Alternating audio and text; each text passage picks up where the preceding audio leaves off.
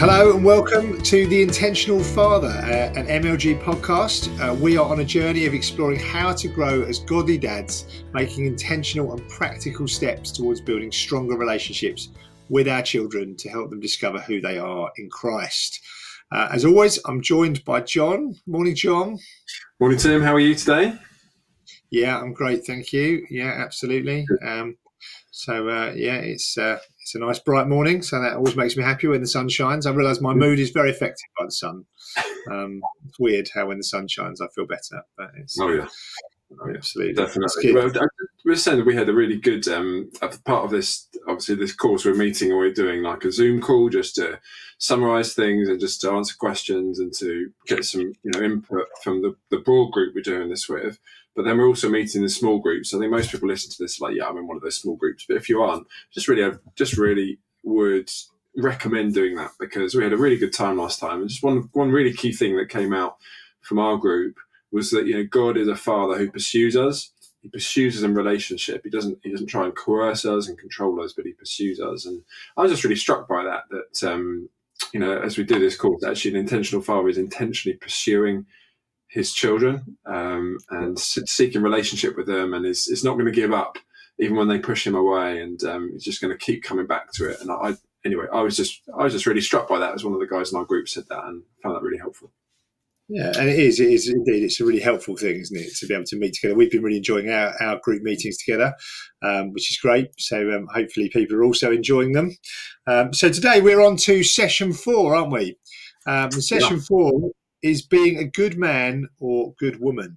And we're going to look about what it means to be a good man or a good woman. And I think the reason that we wanted to look at this as a session is because we know that society is creating huge amounts of pressure around what it means to be a man, what it means to be a woman. And actually, it's becoming increasingly harder, I think, to define that. And so in this session, we're going to clear up all of that. You will not need to listen to any other podcast after this. It will be absolutely sorted at the end of this session.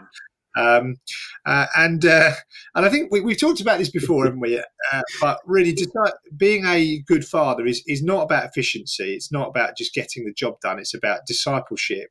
It's about heart development. It's about helping our sons and daughters grow into the people that God has made them to be. And so they need to understand really what is it they're aiming at.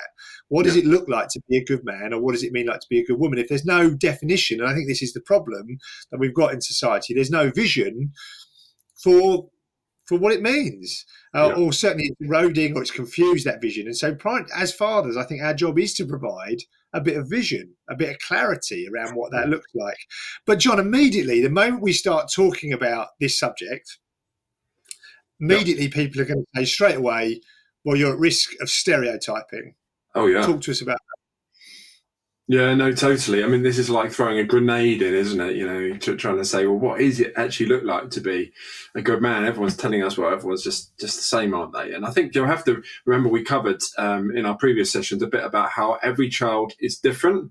And we would totally go back, if you haven't listened to that yet, session 2, session 3, have a listen, because every child is different. And so you can make a description and say, this is what an average boy is like, or this is what an average girl is like. And they're very loaded, because if you look at girls in general, you see a huge variation in how girls are. You'll see a huge variation in how boys are. And so if we over stereotype and say this is what it means to be a good man, and we go too far and we go beyond the realms of what the Bible says, we're stereotyping, and it's so unhelpful, and it pushes people who feel like they suddenly feel like, well, I'm less of a man. And there are people walking around, and possibly in some of us, where we actually think, because of stereotypes, we think, well, I'm not manly enough. And I had a rugby playing friend who had 2 boys. The first one was like a rugby player in the image of his dad. All the kind of stereotypical thing, big, solid, quite aggressive. And then he had another child who was very different to that, and really and didn't like physical stuff, and actually genuinely wanted to go to dance classes and some kind of ballet class. And that guy said to me, he was really upset, and he said, I just want him to be a man. And I remember saying to him, look, your boys, they are both boys who are going to become men. It's not that one's more manly or less man than the other. They are just different. And so we need to be really careful about sort of ascribing these characteristics.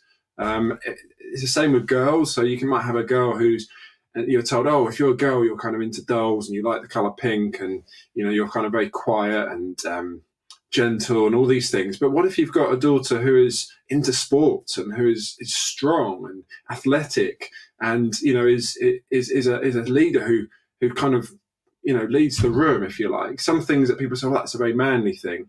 The problem is, again, if we said it to our girls, they'll get this impression that actually they're less female. And our society is driven by stereotypes. Transgender stuff is driven in many ways. It's complicated, but driven by stereotypes. Saying, well, actually, if you don't quite measure up and you don't quite feel like you're a woman or a man, then perhaps actually you've been born in the wrong body. And that's oversimplifying it. But does that make sense?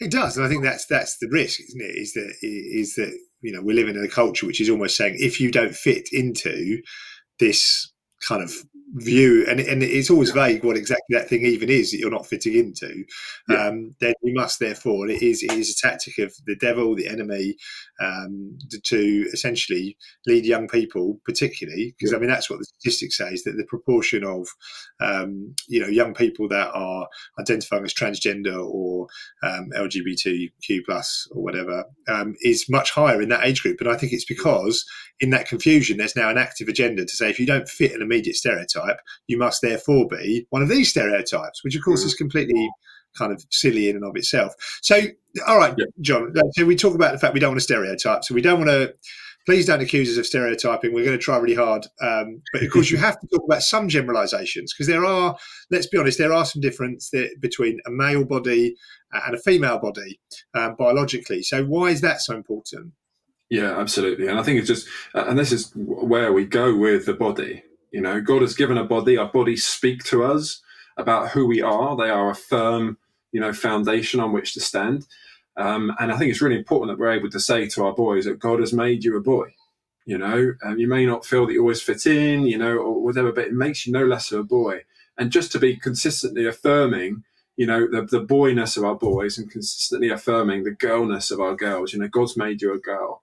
You're a girl, and bodies are different. And I think actually, as you say, Tim, it's really important that we recognise that, because there are different needs at different times. So, for example, for girls, they typically will go through puberty 1 to 2 years before boys. The changing bodies mean that the conversations might be a bit different at different stages. You'll need to kind of acknowledge as to when there's some hormones that are going, and not belittle and not sort of make, just completely make fun of them for that, but actually recognise when those hormones might be coming through. So testosterone in boys will give them this drive of aggression, and aggression and agreeableness are two personality traits that we see quite strongly more in boys than we do in girls. Again, not always, but in the majority of cases. So we need to be sensitive to that, and recognise that the bodily differences might mean different discussions about modesty. So for girls, for example, body image and the way other people think about their bodies is generally incredibly important to them. And so they're much more susceptible to social media, to comments about body shape and body sizes. They're much more susceptible to what we call internalizing conditions like depression and anxiety and things like that. Whereas for boys, it's less about the body image, but there'll be more of this sort of this drive, this aggressive drive that they'll have, and it'll be a bit later on. What's your thoughts about bodies, if you like, Tim? Have you recognised that? Yeah, so I think isn't it, when we talk about what makes a good man or a good woman, it is helping them understand their body and understand again with generalizations. Obviously, everybody's, I know that I have slightly less levels of testosterone than maybe some of my friends. Who are very hairy. I'm less hairy, but again, there's generalizations. I think helping them understand that and what they're going through is very important. And I think framing it in that context, the scientific context. I mean, one of the things that the world, the kind of the value system at the moment is trying to say is that really the biology or the science is less important than your feelings. But of course, that's not actually true. Your feelings are important, but there are, biological facts that are important. So I think, as you say, helping them understand what is a good man and good woman, it's worth, I think, isn't it, doing, if you're into this kind of thing, but doing a little bit of additional reading around the impact of physical stuff. We talked about it in session 3, didn't we? That's why we talked about adolescence, the 5 stages of development, because it is important as good dads, as we need to understand where our children are on that adolescent journey, that journey through adolescence. But it's also important to understand, physically what's going on in some of those stages as well. But let's get on to it. We talk about body, but there are clearly, and this is where it comes back to the Bible, there are clearly differences in roles, aren't there? So there are things that, men do and women do, and they do those things differently. But roles is often where it gets tricky, isn't it? It gets really muddy and confusing. So what do you want to speak into that, John?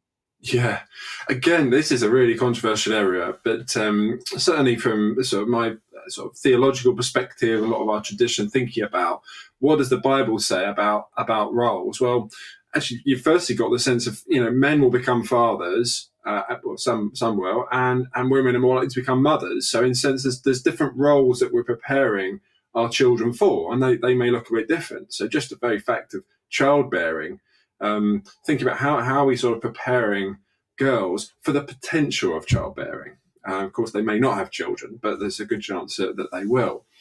And what does it look like to be those in those roles? And again, this is where people have some disagreements about what the Bible says about this, and we've got to recognise that there will be some variation. It'll be good to talk through those things.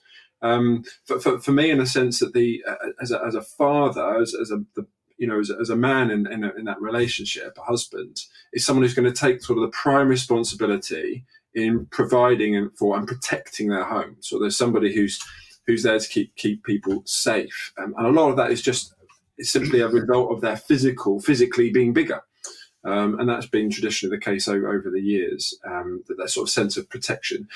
In families and in sort of husband-wife relationships, there are some differences in roles that you may want to then talk to your young person about. Also in church, again, depends on your church background, but in complementarian churches, eldership is for men, and we're not going to go into the reasons for that in this podcast. But actually, there's a different role in the church for men and for women. So, I mean, I think we've got to just recognise that some people won't go on to be mothers or fathers, and that doesn't make them less of a woman. So I say to one of my kids, I say, look, I'm going to prepare you to think through what it is to be a husband and to be a father. Now, if you don't get married and you don't have children, that's okay. Just because I'm preparing you for those roles doesn't mean that I'll be disappointed if you don't. And we've got to be really careful not to kind of give the vibe that there'll be a success if they get married. I've heard plenty of parents say, I can't wait to get married. Or there's a sense of you've really made it when you've got married. Well, Jesus was single.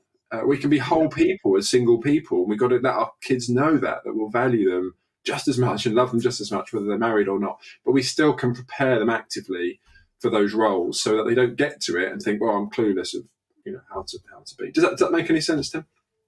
It does. I think what you're basically saying is that that there are some basic fundamental roles that do exist in society and indeed to some extent in Scripture.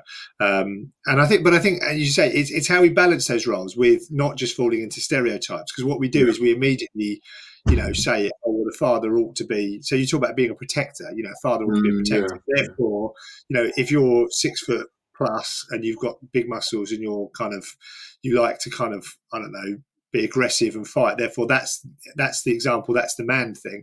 And I think that's where we just need to as you say, unpick that a little bit. And so we're going to move on to, aren't we, one of the things we've talked about, one of the things that John Tyson talks about in his book, which I think is really helpful, and I think this is what we're picking up on, is trying to reframe these roles in slightly different ways. So rather than just talking about being a good man or a good woman and then just sort of this vague kind of thing that's attached to employment or attached to children, etc., which again, it all gets very kind of confusing. He identifies some roles which he in his book he talks about it as being for sons. But actually, when we sort of sat down and thought about, well, how does this apply to women or to girls? And the answer is it's the same. And so he comes up with these different roles. And so we're going to talk through those, because I think this is what it means. This is much more helpful, actually, to think about preparing your son or daughter to be a good man, good woman, is to think about these roles. And so these 5 roles are, number 1, disciple. So they have to be a disciple.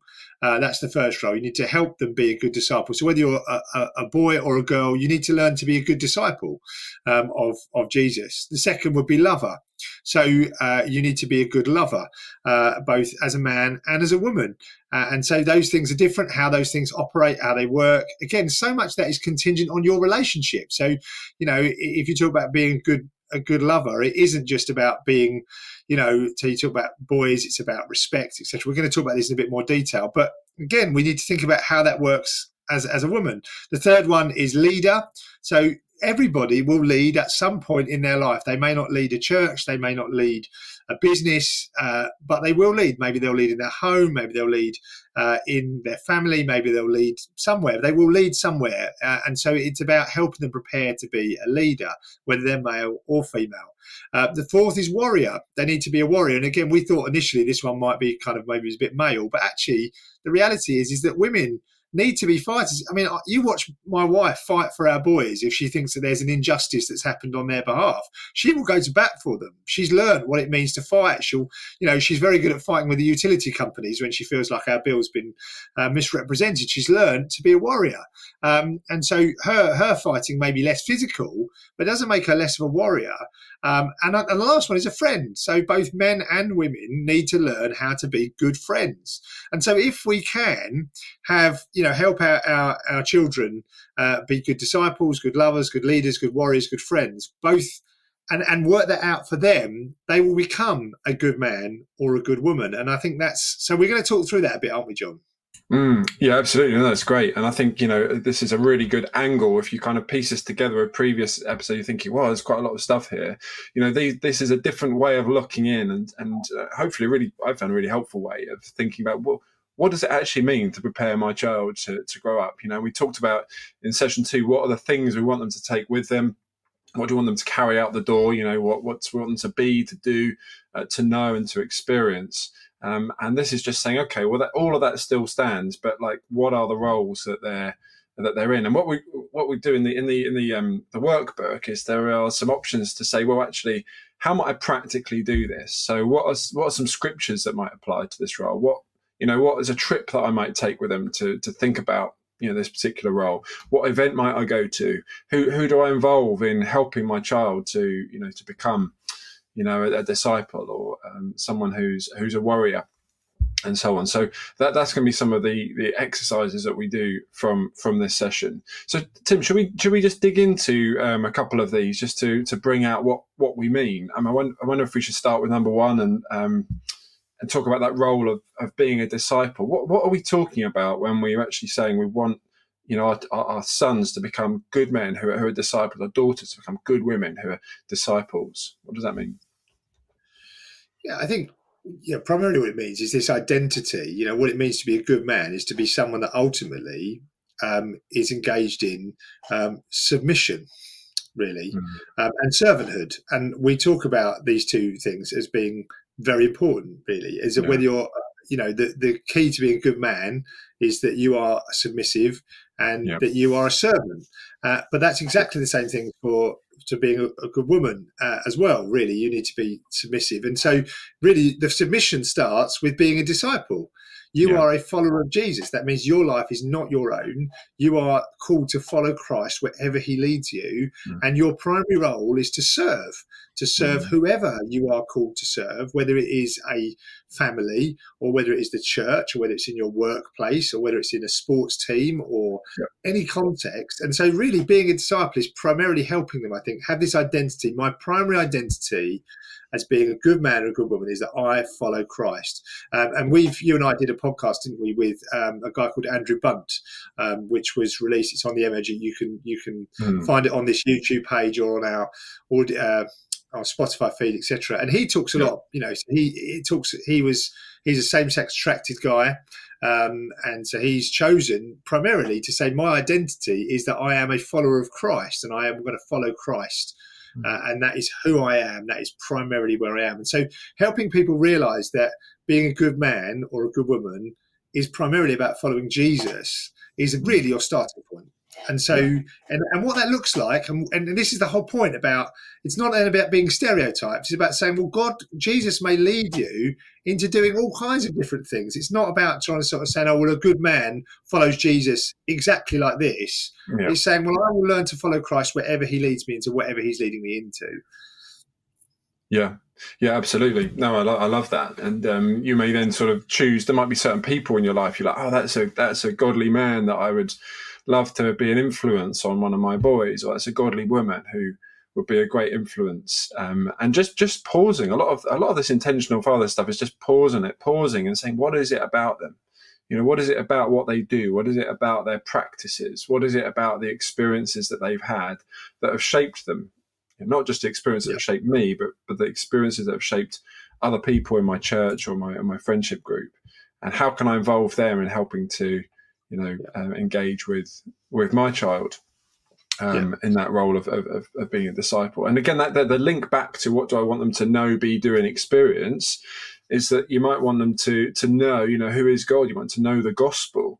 You might want them to experience, being with other people who are modeling discipleship.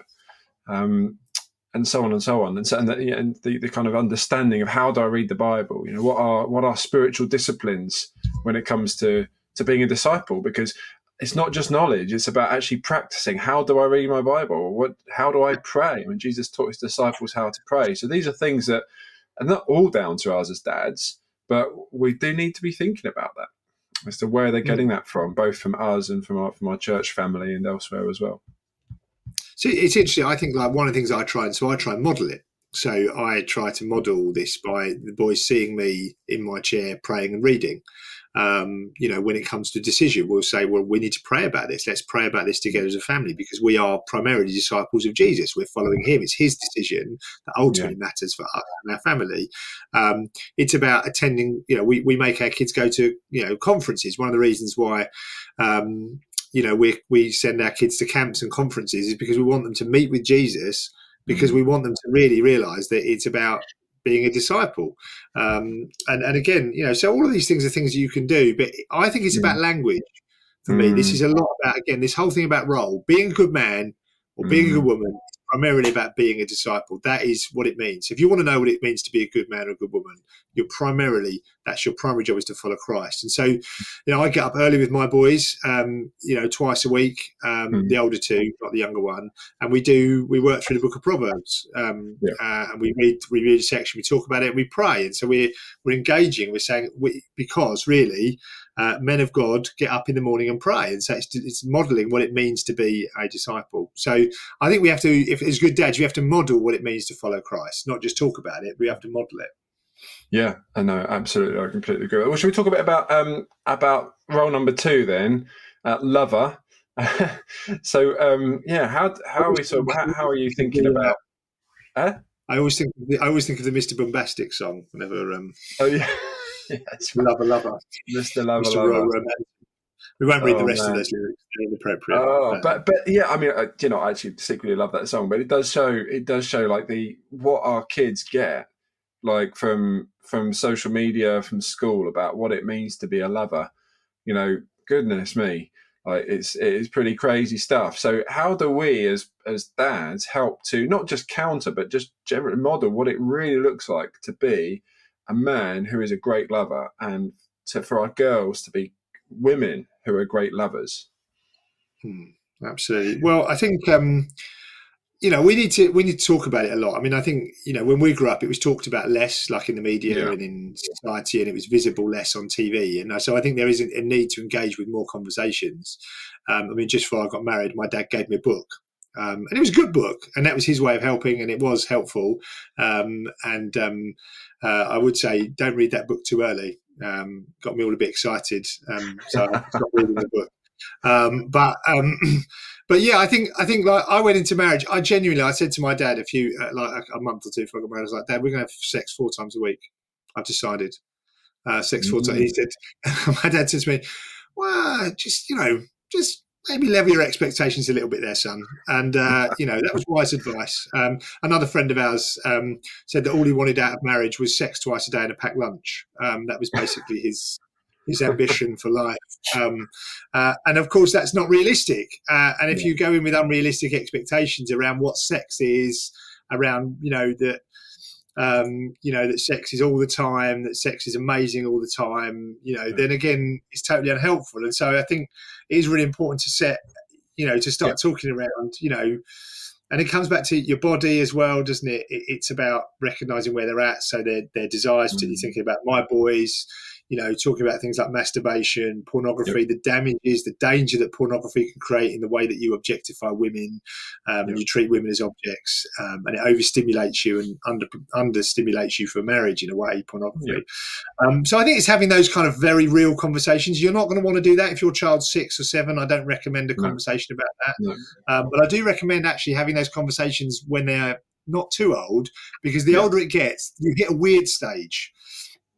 They get to like 12, 13 and suddenly they start getting grossed out and weirded out. But if you've already started having those conversations and it's normal, then in a way it's less weird because you already talk about that stuff anyway. So it's like, I think it's quite important to start thinking about when you talk about that stuff with your kids and talking about it in a really relaxed way. So like we talk about the fact my boys know that me and Helen have sex. It's like, we don't, kind of announce it. Last night, boys, Dad got lucky. But we are talking about the fact that we do. Yeah, me and Mum, we have sex. It's like, and so they need to know that that's part of normal life and it's not weird and it's part of a happy marriage. Yeah, no, absolutely. And I've certainly, the thing about sort of talking to our kids, it's hard sometimes to talk to them early, but I've always tried to get in with my older two and get in there before they're going to hear stuff at school. Because ultimately, like the person they hear it first from generally is the person, for a lot of kids, they'll see that person as the authority. So if they hear this kind of fact or this kind of pronouncement from the school teacher, it's quite possible that they're going to sort of say, well, actually, there's some authority there. I want to believe that. But as you were saying to me, if we have got the relationship with our kids where we're talking through it, we're not grossed out, it's not weird, we can just talk about it. And so I say to my kids, if there's a word that you hear or a phrase or like put down or something someone's using, you don't understand it, like come and ask me. Like I won't be freaked out. Like we can talk about what those words mean. I want to be that source of kind of authority, if you like, for my kids, if there's words and concepts that they've heard, and explain it. I want to be the one who helps to frame the way they view being a lover, not their friends, not social media.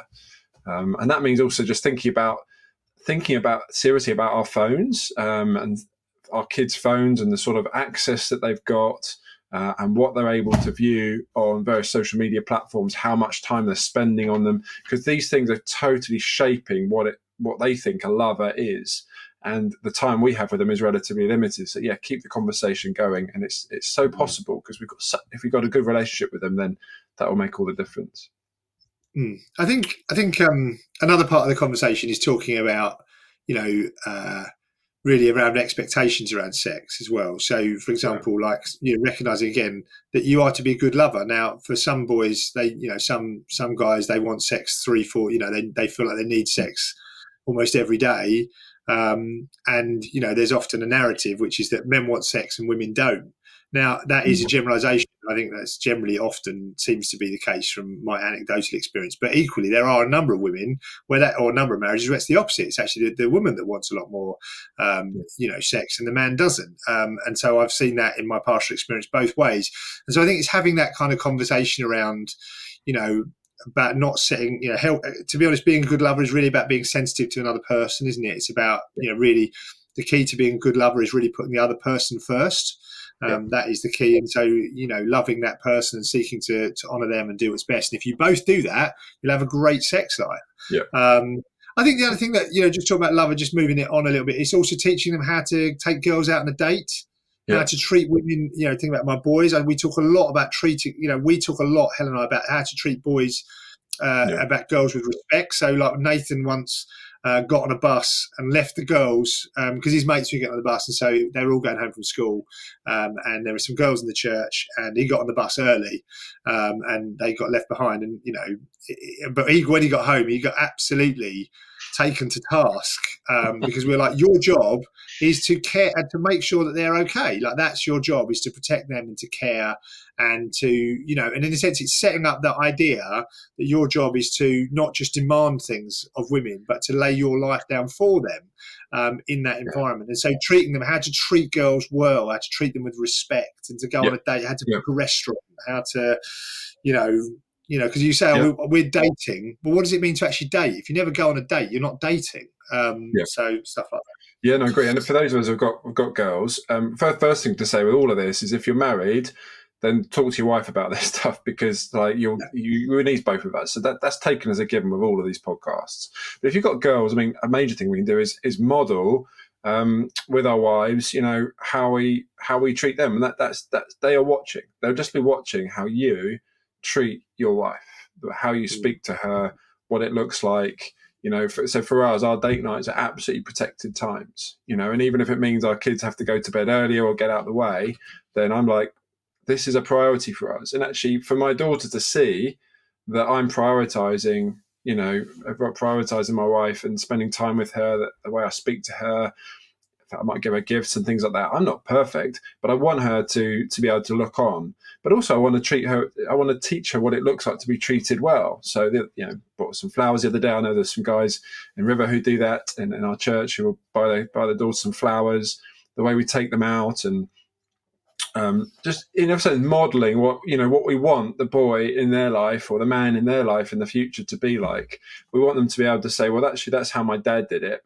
And this is what. Now, that can create all sorts of problems, of course, if they meet someone who's got a very different character to your dad. So I'm very different to my father-in-law, and there's things that my wife's looked for in me that I haven't been able to fulfill that her dad's like. So it doesn't always work perfectly, but I think we certainly can model that to some degree. Absolutely. So yeah, love it. So Tim, what about given time? Let's go on to leader. So what does that mean? It's thinking about roles of what it likes to be a good man who leads, a good woman who leads. Well, I think as we said in the intro to this section, I think everybody leads in some form or another. And so understanding what it is to take responsibility would be the first thing. So leaders take responsibility. You are a leader. You will be a leader. You may only be a 10-year-old girl right now, right? But you will grow up and you will have to be a leader. You will have to lead, whether it's a family or in the workplace, you can lead. And so really it's about helping them. And we're going to talk some more in some other sessions again about personality styles and all that kind of stuff. It's how do you understand what other people are doing? How can you add value in this situation? How can you think like a leader? And so I talk about my boys to my boys a lot about being leaders. This is where you've got to take leadership, boys. Leaders don't always go with the flow. They don't always just go with it. They go against the flow. So that kind of stuff I think is important. And again, all this stuff is about being a good man or a good woman, is about being a leader. It's about being a disciple. It's about being a good lover. This is what it means to be a good man or a good woman. And again, it's about, and this is the wonderful thing about this way of thinking about roles, is it's like you can apply, you teach them to be a good leader, and then they'll lead wherever God calls them in whatever setting they are. And I think that to me is what's helpful about this. It's not putting people into boxes and saying, well, men lead, women don't lead, or it's like, no, women lead just as much as men, but in different ways. They do. I completely agree. So apply that to being a warrior then. So the sense of, we want our children to be warriors. We want them to fight. And I'm just aware of some people say, well, this is just a sort of a manly thing. And there's definitely a sense of it being a manly thing. Like, we don't want to diminish that. You see a lot of our boys, we see it. They want a cause to fight for. They want something outside of themselves where they're fighting to win. That oftentimes, again, very typically in boys, that's sort of played out in sort of video games. And so for some boys in sport, the sense of, I want to finish something, I want to complete something, I'm winning. And of course, for men who never grow up, a lot of that sort of desire to be a warrior, to fight for someone, is played out in video games. And okay, video games have their place, but we want to encourage our boys and our girls to get out there, to fight for others, to be those who fight on behalf of the needy. And Proverbs 31, which is really well known for being about women, the wife of noble character. Actually, the first 8 verses of that are for boys. It's, listen, my son. And in verses 8 and 9, we've got the famous verses: speak up for those who cannot speak for themselves. Speak up and judge fairly. Defend the rights of the poor and needy. I mean, that's huge, isn't it? I mean, there's that call to be a good man means to be someone who fights for others, who fights for faith. But it does apply to women as well. I mean, as you said, women are fighters just as much. We see women fighting for social action, for justice. We see women in my field fighting for access to healthcare in third world countries. We see women, fighting for their children, fighting for their families. Tim, you take on, because I could go on forever about this, but this sense of like fighting for truth and for goodness is something we want to instill in our kids. Absolutely. I think I suppose there's what you're trying to instill in them is that you will have to fight at some point in your life.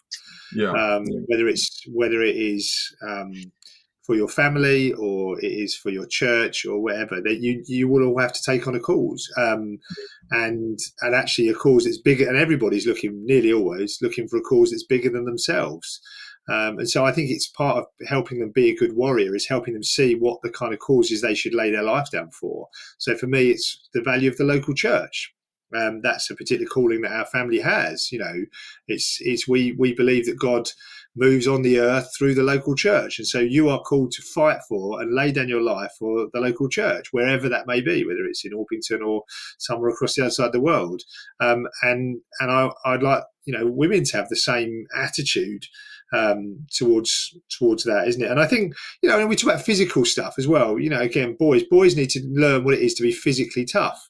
They need to learn to be strong and resilient, and they talk a lot about resilience. But we have to remember that there's this idea that women are kind of dainty and all the rest of it. It's just a load of rubbish. It's really kind of come from, I think, kind of a very Victorian kind of a sort of picture perfect type scenario. Because if you were, women over the centuries worked incredibly hard. Life pre-washing machines and pre all that, it was brutally difficult, like brutal, and they had to be physically tough, and they would work really long hours. And I'll be honest, I'm not a great fan of the idea of the sort of stay-at-home kind of lady of leisure. I just don't think it's. I just don't think it's biblical. I don't think that's really what God has called women to be. I think God has called them to be workers and fighters, and to engage in whatever field that they're called to. And I think. Yeah, and so I think it's just an identity, isn't it? And I think it's helping them realise, and men particularly, boys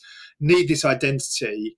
I think particularly they need to know I'm a fighter. I'm called for a purpose, because otherwise they'll find one. And this is where you get the rise of extremist groups, because they pick up on boys, but also girls as well, who are looking to fight for something, for a cause, and they've got no cause to fight for. So we need to give them a cause. Our job as dads is to help direct our boys and our girls towards just causes.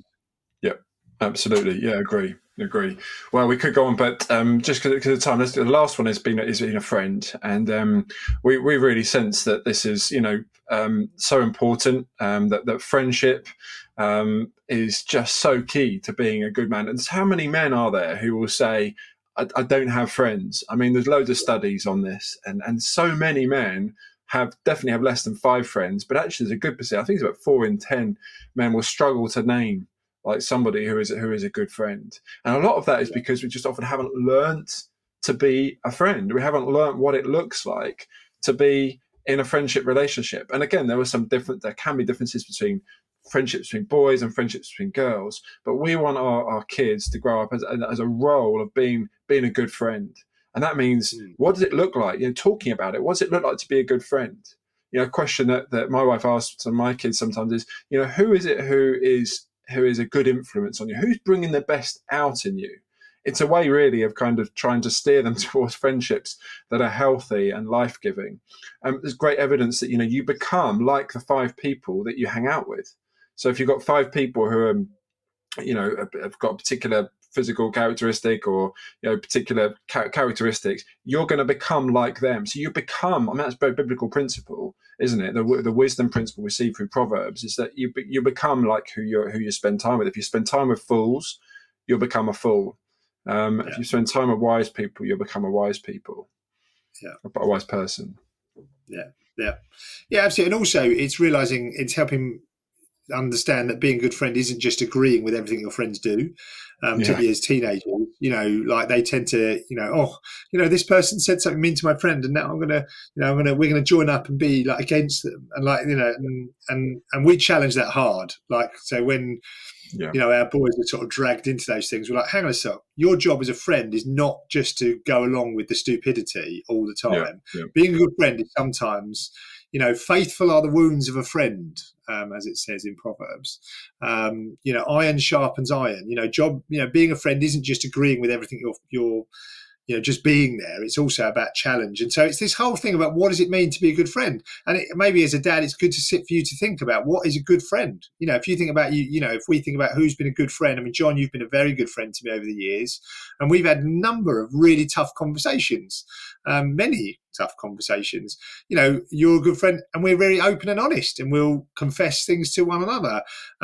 We're good friends, and when I'm feeling sick, you ring me up and say, how you getting on? You were sick recently, and I'll just try and stay in touch. How you getting on? How you feeling? Can I do anything to help? And so it's helping them understand and communicate. This is what it looks like to be a good friend. And we had this conversation actually in our group. We met last night. In our little small group, and we talked about one of the guys said I grew up seeing my dad hang out with his friends, and he modeled to me what it was like just being with friends, and it wasn't necessarily talking about friendship specifically, but you realize actually we need to we need to have good friendships, and we need to invite our kids into that environment where they see good friendship and see it modeled. Yeah, no, I completely agree. Great. Well, I mean, so we've kind of covered those 5 roles. There are probably others. It's not just that's the only ones that there are, but just to keep it manageable and to be thinking about role, we thought those would probably summarise the sort of 5 key roles, and remembering that sort of body and role differences between boys and girls can make a big difference. But ultimately, it'll be down to individualising this for your child. Your child will be very different. And it's not there's one size fits all, but it's great to share ideas and to share books that we've read. Or I had someone say, I watched Band of Brothers, with my boys. It was great, and I'm going to try that. Now it might not work. My kid might not like it. That's okay. But sharing these ideas as to what they've done, sharing them with each other is really valuable, isn't it? Yeah, absolutely. That's good. It's good. Absolutely, John. Well, hopefully, talking through roles has helped us give a bit of structure to talking about what it means to be a good man or a good woman. Using these 5 roles, I think, is a helpful way of doing that. And so hopefully it'll be good for your conversation, the discussions. Keep going, keep talking. We're just learning together. So we're on a journey together to make intentional, practical steps towards helping raise our children as godly followers of Jesus. So until next time, John. Yeah, good man, Tim. Thanks. Bye.